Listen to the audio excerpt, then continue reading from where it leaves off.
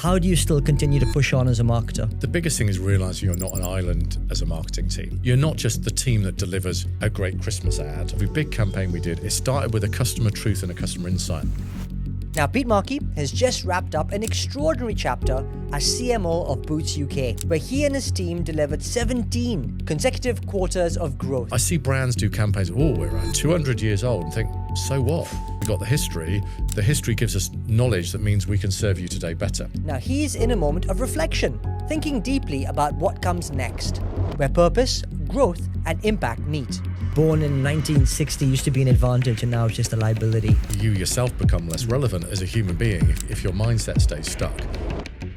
Don't wait to just be the marketer. Step up and be the leader in the room, regardless of your job title. In this conversation, we'll explore what he's learned, how he's preparing for his next chapter, and why curiosity, creativity, and a growth mindset continue to shape the way he shows up as a leader. Pete, absolutely fantastic to have you on today. In fact, Mark, we were just saying in the green room that's the second time we've ever had... Only the second, yeah. Only the second we've had a guest coming back on. So, hey, must be honoured. It's great to be. I'm hugely honoured. I think it's 5 years ago we last got together and did this. So it's a delight to be back. Lovely to see you both. I think you were one of our very earliest guests. And remember back then we were live streaming and all at home, obviously in COVID. So absolutely thrilled to have you back, Pete. Brilliant. And look, congratulations. The podcast has gone from strength to strength in that time. So it's lovely to be back on something that's even more successful than where we were before. So hey, there we are. Good. Look, let's get it right in, right? So you're on the cusp of change, shall we say. Just finished up a major role as the CMO of Boots UK. I mean, how are you feeling? Is it relieved, reflective? What are you looking for? What are you anticipating next as well? I think when you finish any big role, particularly after, say, 4.5 years, which I did with Boots, it is quite reflective, Richie, because you do look back and think, golly, wow, what a journey, what an amazing group of people, and what a real sense of what we achieved together. But you also feel a bit sad because I think the best jobs are ones that you fall in love with a brand. That brand becomes part of your DNA and part of your life. So it's been this sort of bittersweet moment of positive reflection on everything we achieved, but a sense of sadness of, okay, that chapter is now, that chapter's closed and it's getting ready for the next chapter. So the last few weeks, I think, have been all about this sort of mental preparation of going, right, that chapter of my life is now closed, but there's an exciting next chapter coming. You've got some amazing news. I have, yeah. I'm starting a new role. I'm going to be running marketing and fundraising for Cancer Research UK. Whoa. This is a really personal thing for me. I lost my mum to cancer 25 years ago, my mum Rosemary, who was an incredible mum, but just an amazing person. And she never got to see either of my kids. They never met her. Cancer robbed us of her in that moment. And I know so many people here who are watching and listening will have been impacted by cancer in a variety of ways. I get really excited about the chance to go into Cancer Research UK, build on the amazing work that my predecessors done, but for an amazing leadership team whose mission is to stop cancer, and say, I want to be part of that journey where in my role as a marketer and a leader, I want to help that mission. I want to help stop the disease that killed my mum. And I want to help improve the lives of people who are battling that right now or might be battling it in the future. That's what's going to get me out of bed in the morning. And I'm determined to make the biggest impact I can with my life and career from this moment onwards to do all I can towards that goal. Amazing. This is like mega news. First of all, major congrats, Pete. And what a sort of a coming of the moment, as you described when you talk about wanting to have a more purpose-driven career from this point on. It's just incredible. And, I'm sure your mum would be really proud of the decision that you're taking now. No, thank you. And it's a really exciting moment. And the great thing, and Mark's a trustee on Cancer Research UK, he knows the organisation well. It's a very commercial charity. It's very focused on delivering great performance and great outcomes. The science and innovation that the organisation does is incredible. They're on a really exciting transformation journey in terms of data and where the business is going. That also excites me. There's the purpose bit, but there's also the real positive transformational bit of it too to get my teeth stuck into at this moment. So yeah, I thank you, both of you, and I'm genuinely excited about getting started. We had Michelle Mitchell on the show not too long ago. Yeah. She was the CEO of Cancer Research UK, and it was a wonderful episode. She's such an amazing, inspiring leader. She's brilliant, and so I'll be working for Michelle, and she is fantastic, and she's part of the main reason I'm doing this. Is we all want to work for leaders that inspire us, you know, that back you, see potential in you, and want to develop you. But also people that build strong teams, and she does all of that brilliantly. So yeah, part of the energy I feel is the chance to work for her. This is amazing news, and I'm so excited for you and for Cancer Research UK. And as Richie said, you know, your mum would be super, super proud. I love the thought that everything you do in your career is practice for the next thing. I mean, some of it is like self-hoodwinking or post-rationalization, but maybe that's true for you. I think it is. It's back to, you know, the earlier question on chapters, isn't it? There's chapters. Then this chapter is about this moment of being able to do something even more impactful to make that difference, and this to be part of that legacy. And I feel the weight of that. I mean, my mum, I'm early 50s now. My mum, sadly, we lost my mum at 57. And the weight of that sits on me is, you know, if I knew I only had so many years left, what would you do with those years? I can't think of anything better than doing what I'm about to do versus some of the other things I've looked at. Why not spend my time doing this as opposed to anything else? What greater purpose could I have right now than stopping this disease and making that impact? So yeah, yeah, that's definitely energizing me. Wow. Hey. Oof, you caught me in my tracks there. It really is an incredible thing. In fact, I just recall, I had an amazing guest here about 2 months ago, Louis Grenier. And Louis is an incredible marketer, but one day, you know, just had a sort of an abnormal sort of bowel movement, which then translated into just a routine test. And he actually did have bowel cancer, and he talked very openly about that. And he was only in his early 30s at that moment. But you know the funny part of what he said marketing saved my life because he remembered a leaflet in one of his old GP's offices about some of the core symptoms that he may have felt. And this was going 10 years prior to the moment, and he still recalled that leaflet. And he said without that, without marketers being able to elevate and to really help communicate some of the things to look out for, then ultimately, you know, people could not catch it at the early stages. And Michelle was very clear that it's all about the sooner you get it, the sooner you can 100%. The sooner you can get rid of it.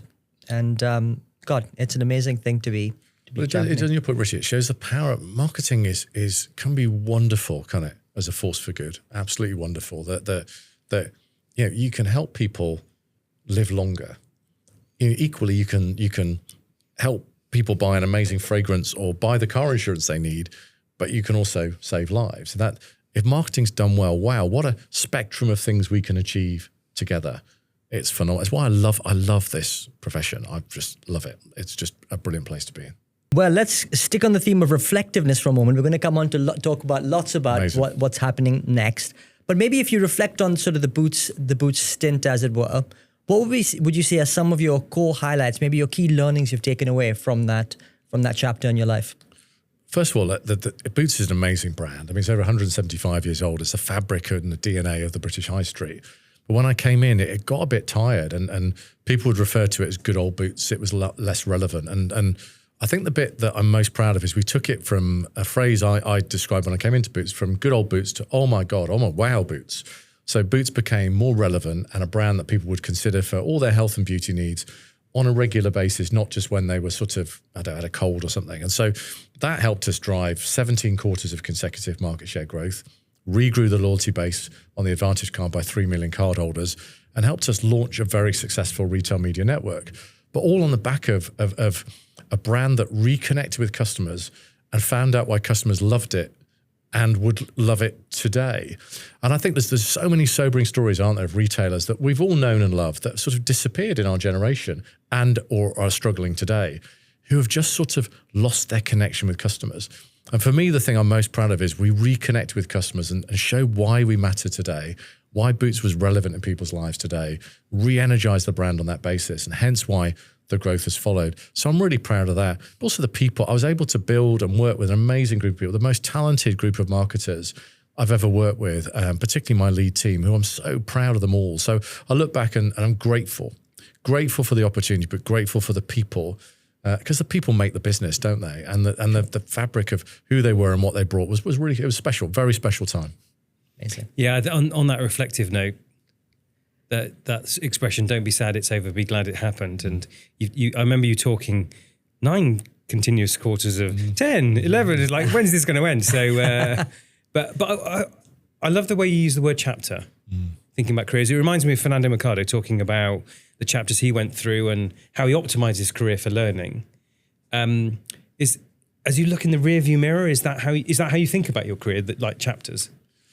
I think it is more so now. Yeah, it's but I guess life's like that, and we're all on a learning journey, aren't we? And I think dividing into chapters is quite a nice way of looking at it. Is what did I learn in that chapter, and what did that teach me for the next chapter?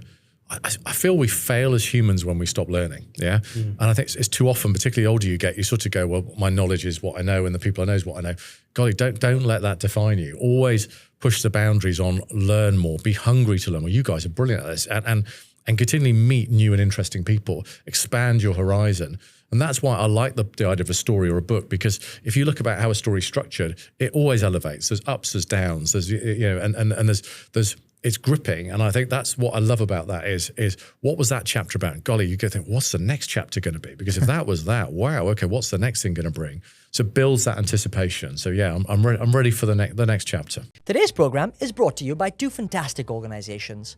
First up is Studio Space, a leading on-demand marketing agency platform. Studio Space gives marketers complete control over their projects, from matching the right agency to your brief, to managing contracts and invoicing, and even tracking all of your spend data all in the one place. They take care of everything, and it's totally hassle-free.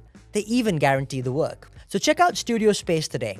Our second sponsor is the Marketing Skills Trust, a charity with a mission to make marketing a better place for everyone. They provide grants to help create a more equitable industry and support initiatives that really do drive diversity, inclusion, and create opportunity.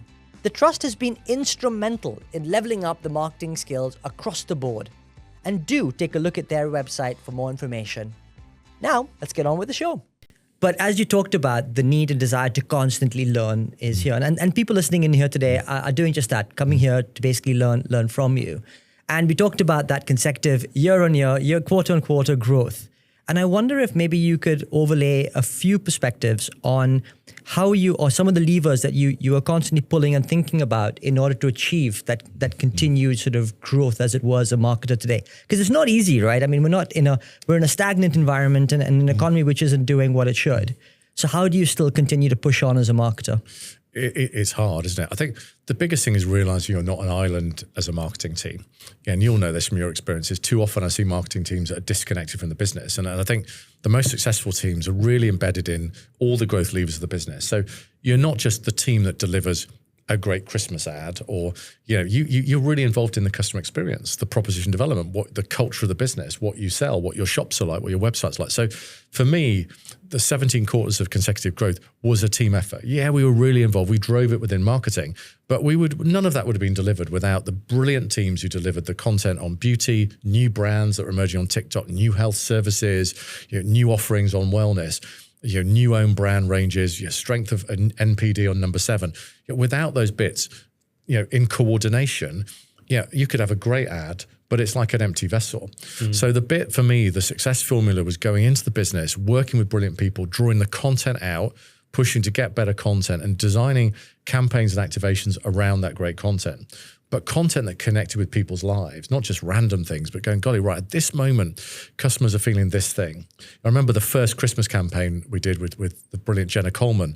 People just coming out of the final bits of lockdown and were worried about cost of living and affordability. So again, the insight was about bringing something magical and special, but not overly indulgent. You think, well, if you can tap into the consumer moods at that time, provide something relevant at that time as a business, you're going to win. And we did win. And that, I think, was the template of success for particularly every big campaign we did. It started with a customer truth and a customer insight. And then, right, what's our answer and perspective to that? It never started with the, at Boots, we're so big and we do, and there was never any arrogance. And I think, you know, when we had our 175th birthday, I remember someone said, "Oh, you're going to do a big campaign?" I said, "Absolutely, we're going to do the opposite of it. I mean, it's great, but kind of who cares?" And, you know, I see brands do campaigns, "Oh, we're 200 years old," and think, so what? I mean, literally, like, unless you're doing something for someone today, the fact you did something for someone 100 years ago, it's nice, but really is not that helpful. And so I focus 175th birthday on it matters. We got the history. The history gives us knowledge that means we can serve you today better. That's important, and it's all about today. So I think that was a success formula, being in the business, driving that change with lots of brilliant people who also were hungry for that change, but also realizing our role was not 100 years ago or even 5 years ago. Our role's right now. Unless you've got something relevant to talk about in people's lives right now, you don't deserve to be around. Yeah, history is useful, but it's all about the context of now. I love it. It's funny, Seth Godin had this amazing quote where he said, you know, born in 1960 used to be an advantage and now it's just a liability. And I think it really does play to your thought around actually relevance in today. And there's another wonderful, you know, sort of phrase, as it were, and it's, you know, all we have here is the here and now. And it was Tom Goodwin's actually coined that in terms of his company that he uses as well. So I love that. I love that thought about here and now. Sean Fitzpatrick, Play Where Your Feet Are, was a great one. So you were in the inaugural year of the Marketing Academy Fellowship. Shout out to Sherilyn, again, obviously. And in a nutshell, that's about playing a bigger game, which is what you've sought to do. So I'm interested about the retail media thing, because there's not many CMOs who build a retail media business, and a big one at that, sort of as a side thing. You know, it's often quite removed from the chief marketer's lot. So tell us a bit about why and what. No, happy to. Yeah, first of all, big shout out to Sherilyn. Definitely, the Marketing Academy Fellowship's incredible program. So if anyone wants to get on that, will be with the Marketing Academy. Go for it. Amazing organisation. Applications open right now. Absolutely, yeah. Yes, check online now. Terms and conditions apply. But no, look, it's retail media is amazing. If any research, it's fast growing, very dynamic and exciting. And I love working on it. And I did joke to someone, said, "Oh, I'm a media baron now." I'm like, you got this, and we weren't. I'm joking, but it was amazing because we had these tools that were. You obviously got stores. You can put posters up in stores. You got a website. You got emails. You got data. But when I came into Boots, all of that was quite fragmented. So I was able to work again with a brilliant group of people and with a third-party organization called Shopper Media Group. And we set up this thing called Boots Media Group, which has gone from, I mean, golly, the success is phenomenal. I mean, it's now a very significant part of Boots' performance. And the success formula, again, it was about partnership. So have a really clear vision, partner with a brilliant partner who can do things you can't do. And what I realized early on was if we did it on our own, we would have just been slower. You know, trying to get the technology signed off, but having a great partner who can bring technology, we two-peed our people over, they increased the size of that team, suddenly had a big account team running, working with suppliers, and we fixed the basics that suppliers asked for. Again, meeting your customer needs, you know, measurement, the speed of measurement, a wider media toolkit, so more digital screens in store, more access to being able to use data in a responsible way, you know, in terms of targeting customers, using data clean rooms and more. And then we used a great technology provider, Criteo. So Criteo on the Boots website, so suppliers could bid for and buy certain slots on the Boots website.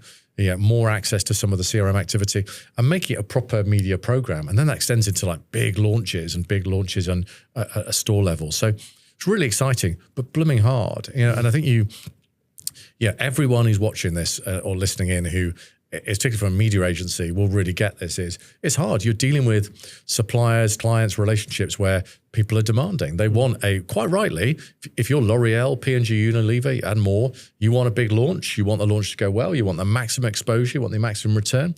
And therefore, as the retailer, you have to balance that with everything else that's going on, what you're able to do, you know, what else is going on at that time. So it was hard, but hugely rewarding to see that success. But it came from great partnerships, great connection with suppliers right where they're at and what they needed.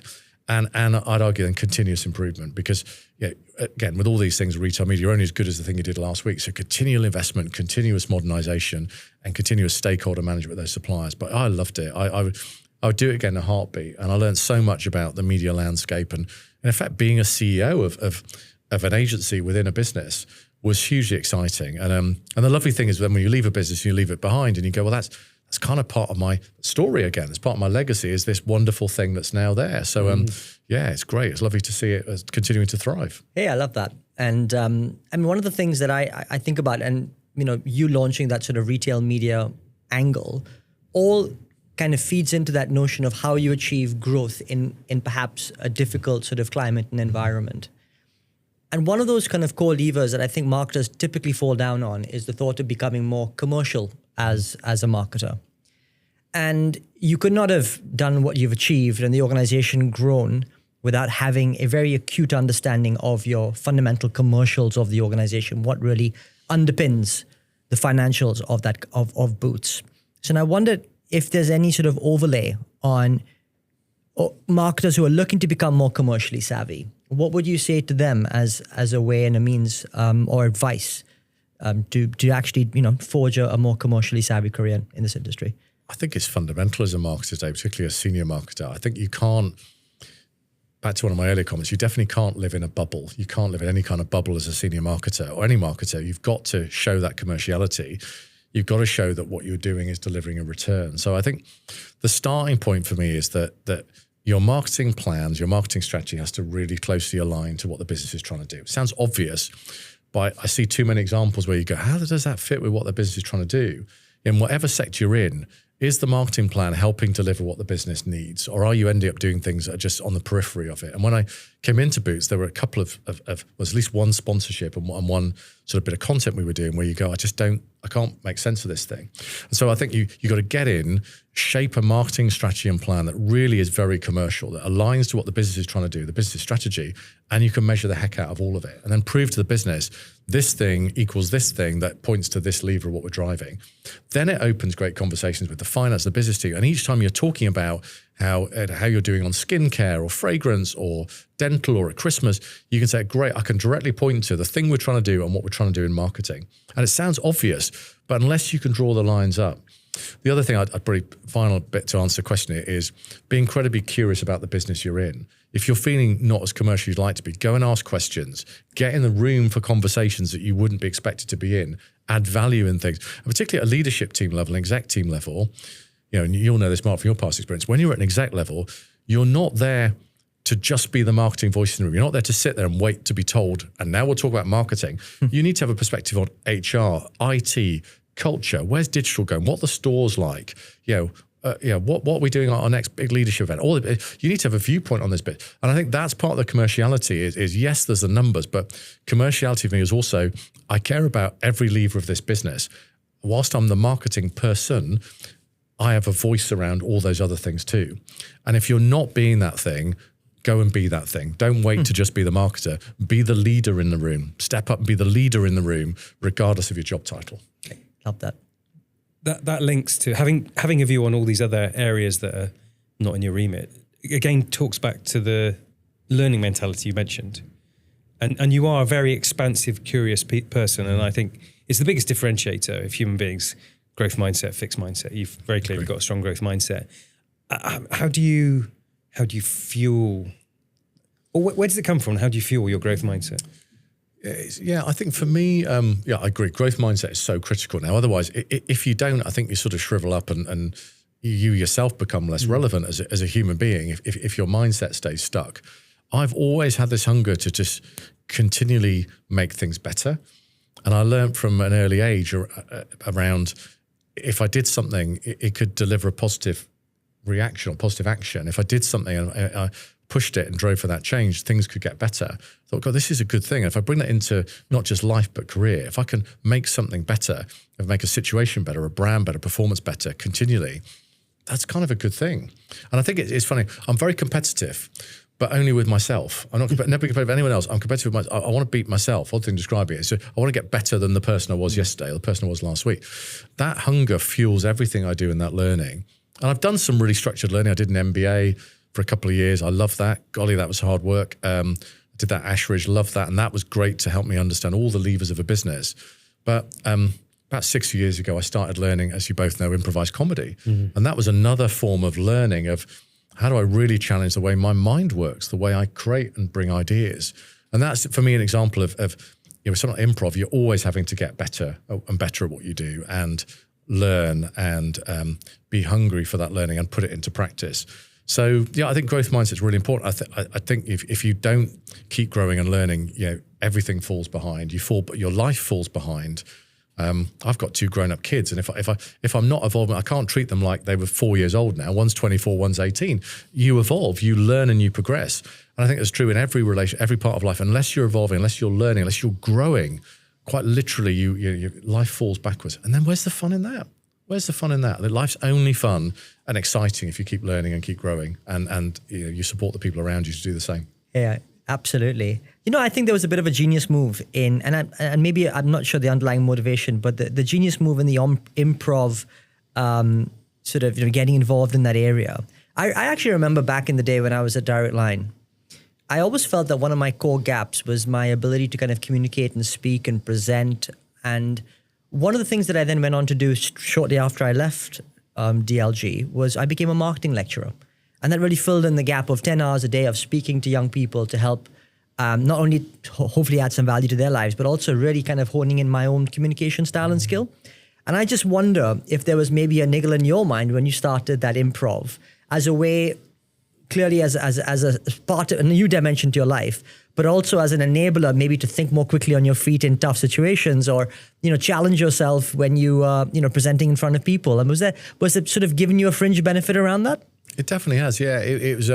It's funny. It became that, Richie. Actually, my motivation to start with was I was just literally standing in the station trying to buy a train ticket. And there's a poster there about learning improv comedy, and the theatre where I learn it at is literally in the archway below the station. And I thought I'll give it a go. I thought that sounds like fun. And I remember coming away from the first lesson with my head just aching, because there's this creative bit of your brain that switches on, and I realised it's like a muscle I'd not used. Like you go to the gym and you do something, you think, golly, I haven't tried that for a while. That's like it with your brain in improv comedy. And I've loved exercising that muscle. And it has done everything you've described. Is you get into it and you learn techniques like yes and, where you build on each other's ideas. And improv, by the way, is not stand-up. It's all improvised. You're always with at least one other person. You're building on each other's ideas, creating worlds or fun scenarios. And that from it does do what you've described. It opens your mind up to think more freely in the moment, to form words quicker, to get them out quicker, to be more spontaneous, more creative, hopefully more funny in the moment. And I found at the time I was working for TSB, amazing bank, but I'd become so logical in my process. I'd over time sort of morphed into the classic bank employee. It was very logical, and it was all those things are really important. But I sort of thought, golly, where's my creative thinking gone? And often, sometimes as a marketer, you outsource that to your agencies, don't you? It's like, well, I'm the leader, and I've got this logical, rational approach, and then the agency is my creative bit. And what I realized is, golly, as a marketer, I have to be creative. And what I'm there to do is bring creativity and energy and different dimensions into the room that maybe other leaders didn't bring by nature of their role. And improv has been so freeing because it's exercised that muscle to the point where I feel more able to show up and be spontaneous and creative. But I feel like I'm just enjoying stuff more because my brain is working differently. It's like these two cogs going simultaneously, the kind of this logical bit of like performance, numbers, data, getting on, but then creative bit of, God, how do we make this thing better, improve it, like enhance this, and it's lovely getting both the wheels moving. So yeah, I it's not for everyone, but I would highly recommend improv comedy. I've been learning a musical improv in the last year, which is you make up, I'm not a singer, so I won't be singing now, but you make up musicals. Can we get the scoop? And 2 weeks ago, I did a lesson in improvised hip hop. Oh, no way. So I'm come on, you've got to give us a taste. Golly. Yeah. That's not singing, can't be. That's not singing, yeah. But that's hard because you're improvising on a beat, like a beat, and you got to hit the beat and the rhythm and rhyme words, all of which are made up. So I am definitely still in student mode on that one rather than a practitioner. Yeah. Pete, I've got your next idea. There's that guy on TikTok, isn't he, who does the improv rap. Okay. People in the crowd give him 6 words and he strings it together. I mean, this is it. But on the improv thing, I was at that night that you did the thing for the marketing academy. Yeah. A strange reflection on that night, because there was a few Googlers there, and it was literally, I think, 3 days before lockdown. It was, yeah. And none of all the Googlers, the global memo, don't shake anybody's hand. So I went up to Kevin Mathers and he sort of withdrew his hand. But anyway, the thing that strikes me is it was maybe a little bit of a risk to do that, because maybe you would enjoy it, maybe you would get something out, maybe you wouldn't. But it seems like you're taking micro risks almost every second. Will this work? Will it be funny? Will this be a dead end? So, how has it changed your perspective on risk? It definitely has, yeah. That's a lovely reflection, actually, because that was a really special night. So 5 years ago, we put on this show, and it was amazing. It was me and 9 other marketers did a crash course in improv comedy for, I think, 8 weeks. Then we put on this show in front of, say, 100 people. We raised £30,000 for comic relief, and it was just fun to do. But it was a risk, and I remember because I had this idea, and I shared it with Sherilyn from the Marketing Academy. I shared it with the late and wonderful Suki Thompson, both of which, you should do it. Great. So you then go out and you think, well, I'll go and recruit some marketers. And I think of the 9 I needed, after 3 weeks, I had 1. And you're starting to think, this is quite high profile. Emails have gone out and I've literally got 1 person. And then I started ringing around people I knew. I thought, you'll be good. And I roped a few more people in. Then it snowballed to the point where we had the group. And you're right, it was a risk, because the more you get into it, you think, oh, golly, what if we're rubbish and it's not funny? But I did everything I could to de-risk it. So I got the guy who taught me improv comedy, brilliant guy called Ed Pithy, got Ed to be our teacher. And we always had at least 3 experienced improvisers in every lesson and in the show. So the fallback was always, if we're not funny, at least they will be. So the idea was, and they can make us funnier. And so it was a risk, but it was one I thought, worth taking because the learning journey was fantastic. I knew the audience would be friendly because it's your marketing colleagues, hopefully. And I always knew we had experienced improvisers who genuinely are the funniest people I've ever met. So you put that together, you end up with something great. And it was funny that there's one of my team at TSB years later said, I came along, expected to be rubbish. And this is one of my team. One of my team, expected to be rubbish. And it was really funny. And I'm going, I'll take that as a compliment then. That's fine, yeah. And but no, your bit about risk, I think that in life we all have to take some form of risk. And I think it's back to what I did with the improv comedy bit is with putting experienced influencers there, experienced improvisers there. I think you can de-risk a risk. But in everything you're having to do, even when you're launching a new campaign or like changing the Boots Advantage card, there's always an element of risk. But that's kind of life. And the danger is if you don't step out and do some of those things, if you don't take some of those smaller risks, nothing moves forwards, nothing progresses. As a business, you stand still. I mean, the Boots Advantage card hadn't changed for 25 years till we changed it because people were so worried about the risk of doing it. And then you change it and you mitigate the risk and it's a winner. You go, right, this is the right thing to do.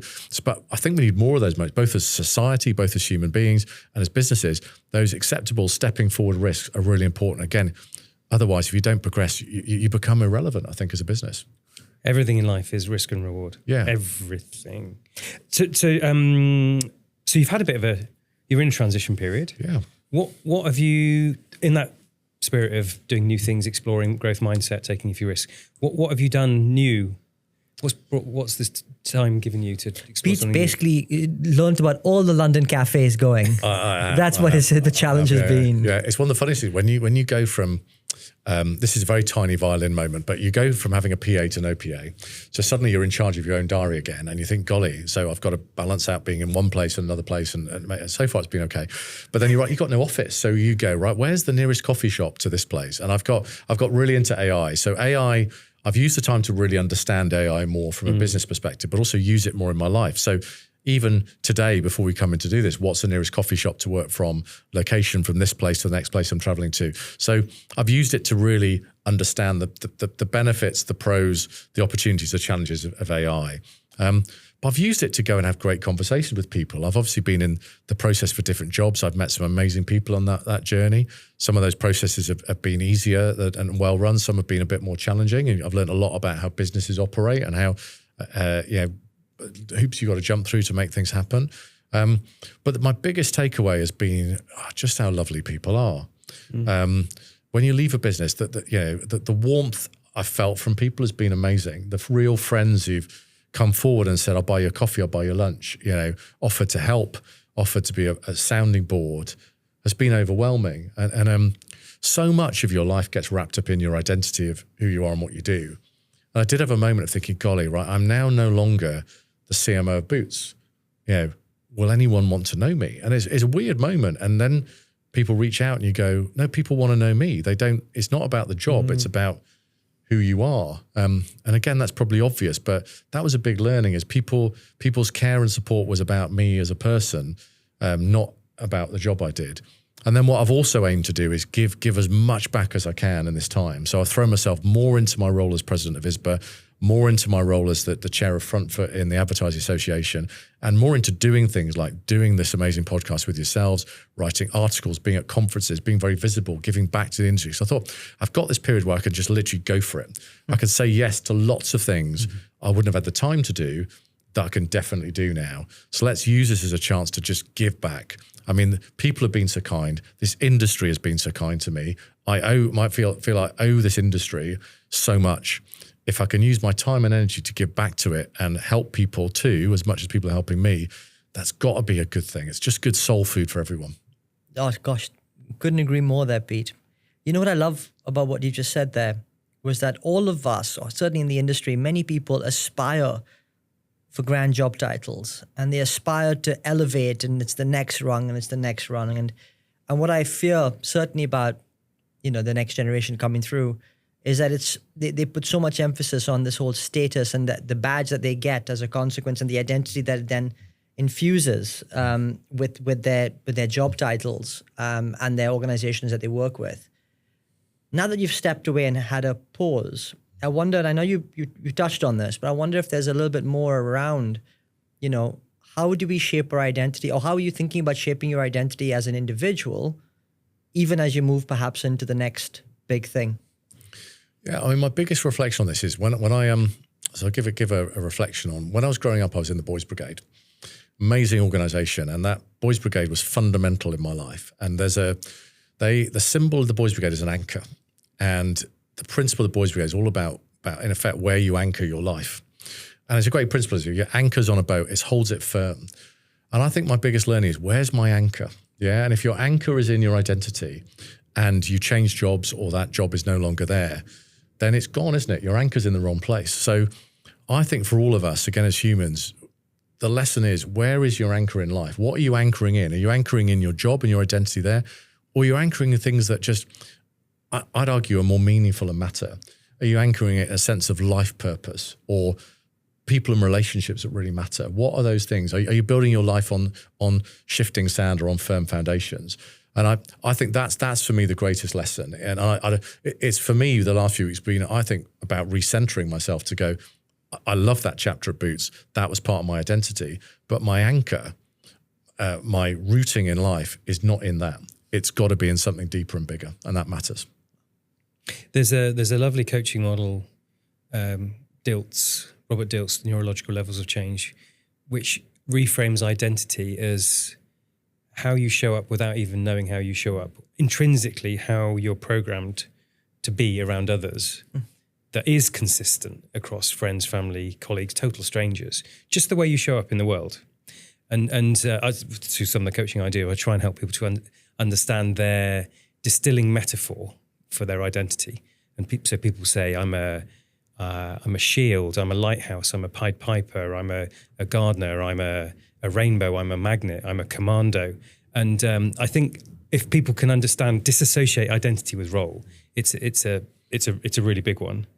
I think it's a really good, important point. I love that, Mark. So it's just this bit around showing up consistently in life really matters. I worry if people end up being different people in different situations. One of the things I always wanted in every situation, and I hope I've been able to do this, is be the same person at work as I am at home, and that the values of what I'm about and what I portray are consistent across that. And that's got to be where we aspire ourselves. Therefore, I think that fixes the identity. My identity is in, I am who I am in life. I'm not just who I am in the workplace. And I think that makes you a better leader. The best leaders I've worked for have been really authentic, grounded, real people who you can relate to and really want to work with. And that I think it matters, really matters. Yeah. I want to touch a bit on personal branding because it's super important. I mean, you've got to own your own career. You've got to own your own identity, as we've just talked about. You're prolific and in a very positive way. How do you think about the role of personal branding in the context of a career? I think it does matter a lot. I almost accidentally fell into it because sometimes when I'm mentoring people, they say, well, what was your strategy? And then they're like, who does your social media? And I go, well, I kind of do it myself. and I've never had a deliberate strategy. I remember the moment it took off for me was in 2000 and, God, it was 2000, I think it was 2009. I won the Marketing Society's Marketer of the Year award. And I remember I was a bit bowled over by it because I didn't think I was going to win. And you sort of sit there and suddenly you're like on the stage thinking, how the heck did this happen? And I was head of marketing at More Than at the time. Suddenly I was in like Campaign magazine and Marketing magazine and like I did a photo shoot on Oxford Street. I remember walking down the street. But I remember Gemma Greaves, who is an amazing person, was very senior in the Marketing Society, coming up back to me after I'd got the award out that evening and saying, well, now this is your chance to give back and do more. And suddenly I thought, yeah, definitely. And suddenly I had this impetus I got this award that I genuinely felt like, okay, maybe I've done some stuff, but like I felt I had to earn the award when I got it. And that gave me this impetus to go, right, I'm now going to go and get out in the industry, do stuff, build on this platform, hopefully for the good of the industry. But as a consequence, it sort of elevated me up. And I suddenly found myself in rooms and forums and being asked to comment and do stuff. And then I used that then to build from there.